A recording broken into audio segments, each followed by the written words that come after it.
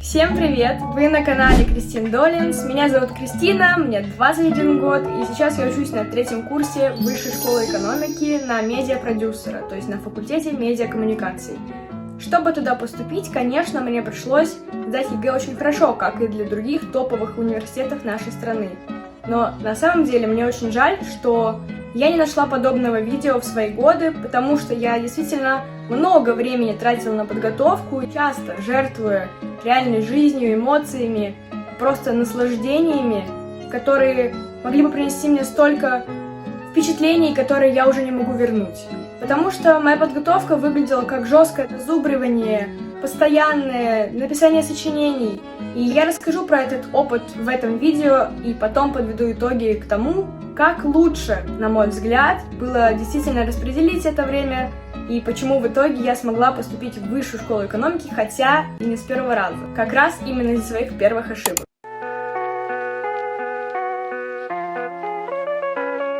Начну я, пожалуй, с небольшой предыстории насчет того, что я сдавала и почему. Я сдавала литературу, английский и русский язык, а также вступительный экзамен, который тогда нужен был в Высшей школе экономики, на мой факультет. Почему я решила сдавать именно эти предметы? Ну, начнем с того, что я училась в стандартной, среднеобразовательной, плохой школе, где преподавателям было вообще неинтересно учить нас, и если мы хотели что-то узнать, то нам нужно было постараться и иметь неплохую мотивацию, чтобы делать это для себя. На самом деле мне не хотелось бы так обобщать, потому что было два исключения в нашей школе, это было две учительницы по как раз английскому и вторая учительница по литературе и русскому. Но я хочу отметить, что если сейчас вам не нравятся ваши учителя или вам не нравится этот предмет, это не значит, что вы его не сдадите и что вы обречены на то, чтобы поступать в университет какой-то в деревне. Нет, конечно, нет. Например, мне литература раньше вообще не нравилась, даже когда у меня была эта прекрасная учительница, мне не нравилась стандартная литература, которую все читают в школе. Мне нравилось читать Сартра, Кафку, Ремарка, ну и весь этот набор, такой стереотипный винишко тян из Китай-города, чтобы выглядеть умной. Но мне правда нравилось это читать. И спойлер, потом я это все полюбила и реально читала все это с удовольствием к ЕГЭ, потому что я прониклась своей учительницей по литературе. Она досконально и настолько чувственно разбирала все реплики персонажей, показывала нам детали, что сильно повлияло на мою любовь к этому предмету.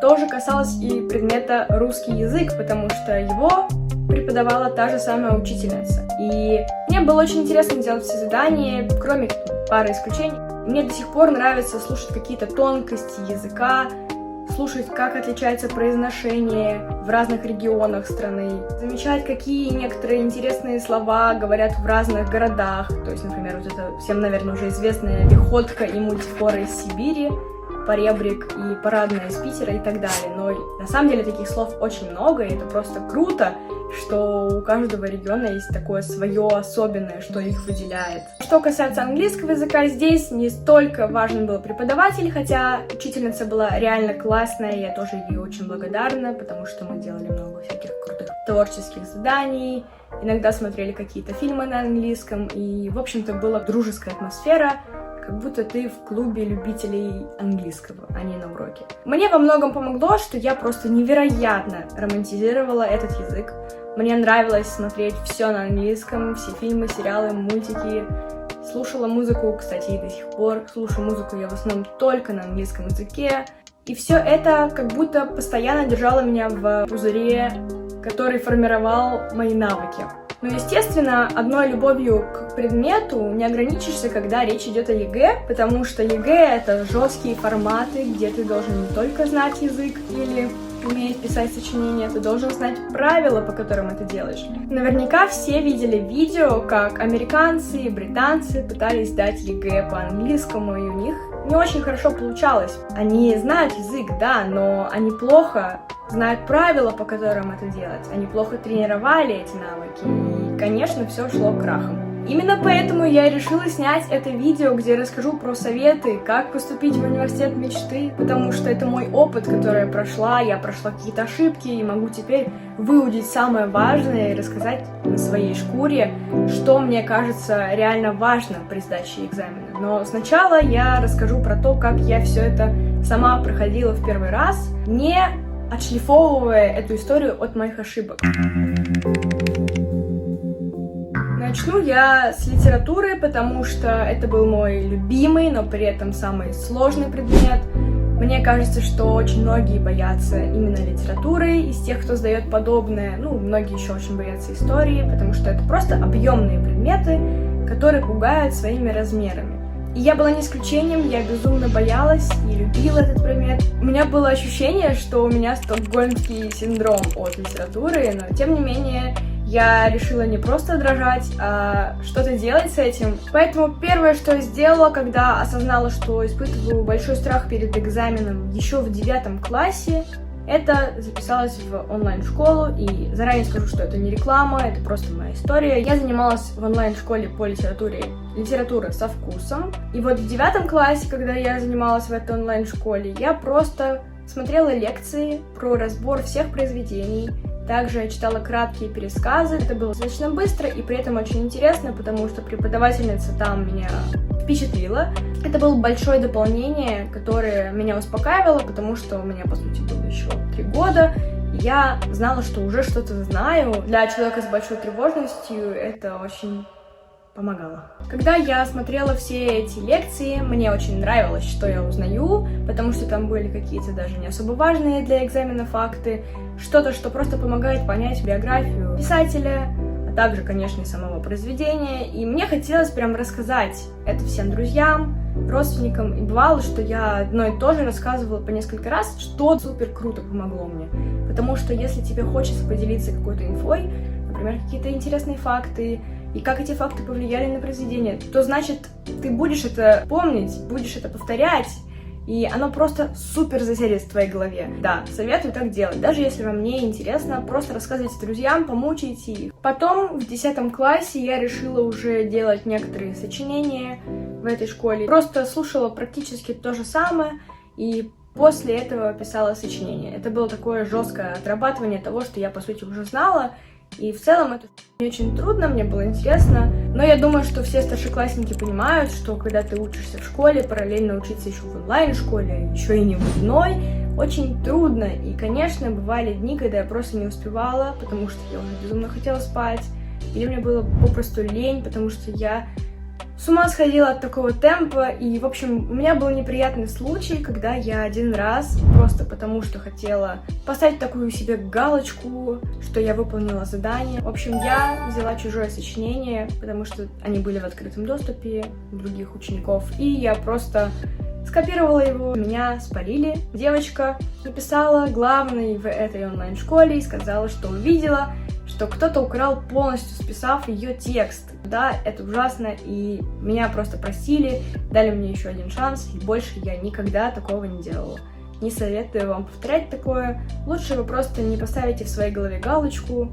Вы точно можете приободрить себя другими методами и знать, что вы молодец, даже если вы не сделали один раз задание. В 11 классе моя преподавательница по литературе и русскому языку ушла в декрет, и у нас были ужасные замены преподавателей. Конечно, когда эта замечательная учительница ушла, знания по литературе, как и по русскому, начали просто падать. Я решила, что мне срочно нужен репетитор. Я думаю, что, как и у многих людей, даже если вы заранее начинали готовиться, в 11 классе тебе просто страшно, и ты хочешь вместить в себя просто нереальный объем информации, даже который невозможно уместить за 1 год. В 11 классе я записалась к репетиторке по литературе, и на первом занятии я ей сказала, что я не хочу особо узнавать теорию, потому что, как мне кажется, я ее и так уже хорошо знаю, но я хочу делать очень много сочинений. Каждую неделю я писала по 20 сочинений, обычно я их писала на уроках, то есть я не слушала большую часть информации на других предметах. Я сконцентрировалась только на предметах по ЕГЭ, и приходя домой, я тоже практически сразу садилась писать это сочинение. В моей голове, было, что если я катаюсь ночью, то как будто я не забираю часы, которые надо отвести на учебу, из дня. Но даже катаясь на велосипеде ночью, я помню, что когда я останавливалась попить воды, небольшой перекур, отдохнуть физически, я сразу брала телефон и в заметках писала сочинение. И больше того, пока я каталась на велосипеде, я думала о сочинениях. Вот настолько я была в это погружена. И это, кстати, огромная ошибка. Перейдем к русскому языку. Я его воспринимала как, наверное, самый простой предмет. Это просто базы, которые должны сдать все. Я понимаю, что мне нужно сдать это на высокие баллы, но при этом русский — это язык, на котором я говорю каждый день. Плюс мне достаточно нравился этот предмет, и я получала неплохие отметки по нему, так что я не переживала на этот счет и вообще не готовилась к нему, наверное, до 11 класса. То есть я просто не трогала его, ну так фоново на занятиях, в школе иногда мы что-то делали. И поэтому я решила, что мне точно нужно немножко позаниматься в онлайн-школе. Это была та же сеть онлайн-школ, что я упоминала про литературу. Там я смотрела всякие лекции, на самом деле мне показалось, что это очень полезно, потому что это как-то структурировало мои знания. Что-то я вспоминала, что давно не повторяла. Короче, онлайн-школа раскопала мои какие-то глубинные ошибки, которые я в детстве неправильно помнила, и это очень помогло. Но там была токсичная, грубая, проверяющая. Я понимаю, что в онлайн-школе их много, и мне попалась такая, но это сильно повлияло на мой опыт. И мне не то что неприятно, мне даже страшно было делать эти задания. То есть я писала сочинения и все пробники с большой тревогой, много раз перепроверяя все, в ожидании какой-то ужасной оценки, заниженной, грубо прокомментированной. Короче, у меня не было никакой мотивации хорошо писать эти работы. Я просто боялась, хотела, чтобы от меня отстали, и это неправильно. Еще один совет. Мне стоило написать главный в онлайн-школе и попросить поменять преподавательницу. Я позанималась примерно с октября до января. Потом я решила сделать перерыв от русского, потому что, опять же, это предмет, в котором я достаточно была уверена. И снова вернулась к русскому я уже, наверное, за месяц до сдачи этого экзамена. Я просто старалась также романтизировать это как английский. Часто выбиралась в какую-то лесную поляну, где-то под деревом сидела, с книжечкой, с пробниками. Старалась перечитывать свои конспекты с января. В целом, это была моя вся подготовка. Никаких дополнительных материалов я и не смотрела. Подготовку к английскому я начала с начала своей жизни. Ладно, не с начала своей жизни, но условно там с класса 5, когда я ходила на какие-то дополнительные занятия по английскому, когда начала смотреть, как я уже говорила, все медиа на английском. Когда я осознала, что у меня экзамен по английскому будет уже через год, я стала просто делать все это чаще и упорнее, внимательнее. Например, я чаще стала общаться в приложении Tandem. Я думаю, что очень многие знают это приложение. Если нет, то это, наверное, одно из самых популярных приложений из категории знакомств на английском и других языках.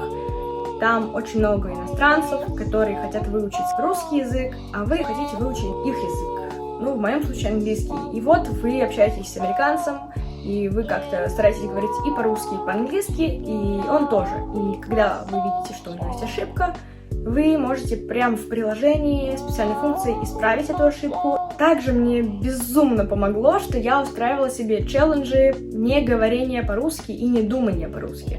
То есть я заранее предупреждала всех-всех родственников, всех-всех приятелей и друзей, что со мной не нужно общаться на русском сейчас примерно в течение 5-7 дней. В чем заключалось погружение? Я смотрела все исключительно на английском, никакого русского контента, никаких русских надписей. Я старалась не быть в местах, где могу увидеть русские надписи, либо, если я знала, что они есть, я старалась специально не смотреть в эту сторону. Я все время слушала подкасты на английском, и когда я ловила себя на мысли, что я думаю по-русски, я специально перенаправляла эти мысли на английский, и даже ночью бывало, что я просыпалась и такая, блин, я сплю и думаю на русском, надо что-то сделать. И я прям реально заставляла себя. Мои родители, которые не очень хорошо знают английский, пользовались переводчиком и показывали мне экран телефона. Было, кстати, забавно и точно интересно и полезно. Так что я очень советую этот метод, потому что через 5-7 дней я реально думала на этом языке. Тем не менее, с каждым месяцем, чем ближе был сам ЕГЭ, тем больше волнения у меня было.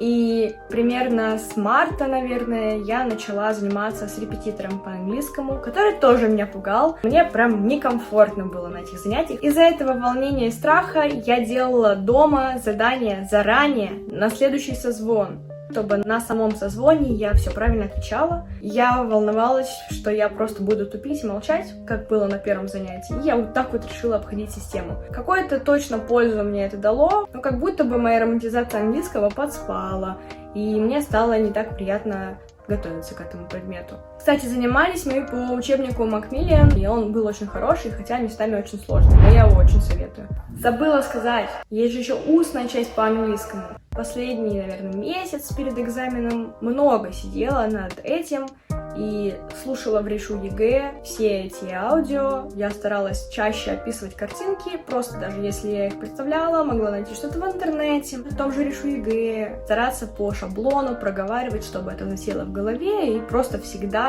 я это помнила. Но самое классное из того, что я делала, это тренировка акцента. Мне кажется, что это очень интересная идея. Я включала аудиокнигу и включала текст книги и старалась говорить параллельно с аудиокнигой. We were in class when the headmaster came in, followed by a new fellow. Я понимала, где я делаю ошибки в произношении и в интонации, и в ударениях, и мне кажется, что это сильно повлияло на то, что в итоге у меня вышло. Примерно такой у меня был путь, и, конечно, в нем было очень много ошибок, хотя что-то, мне кажется, было хорошим решением. Тем не менее, если бы я сейчас сдавала экзамен, я бы 100% много из того, что прошла, сделала иначе, и сохранила себе психику, и просто сделала бы свою жизнь проще.